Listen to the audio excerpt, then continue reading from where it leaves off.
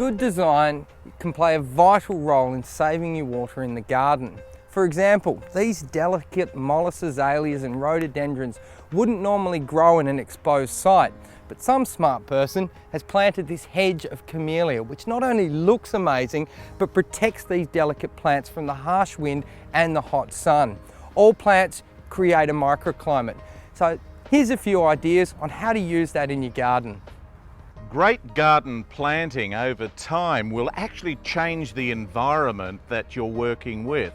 So you can see here, this is a fantastic planting. It's a mixed forest planting.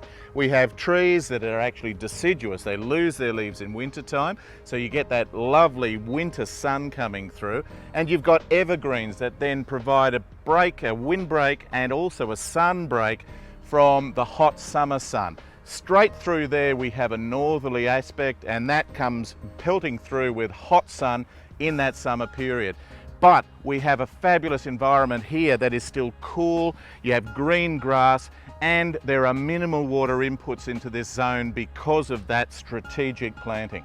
And look, a simple planting that you can do at home is simply plant a really good small tree.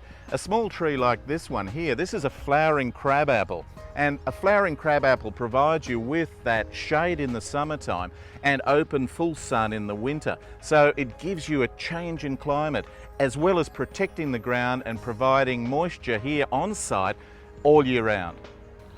You can also use ground covers to create a little microclimate in your garden. In the veggie patch, you'd probably use a cover crop or a green manure crop, but in beds like this, you need to use the plants that'll grow best. This is a tough little shore juniper, and it's covering this ground quite nicely, stopping that hot sun from baking the soil and therefore losing a lot of water through evaporation. Now mate, often we talk about plants providing some form of microclimate. I mean, the undulation or slope of a ground can also do that as well, like this slope out the back here. What we've got here is a distinct slope. When it rains, the water comes down to the low part and soaks into the ground in the zone. So we end up being able to grow other types of plants here.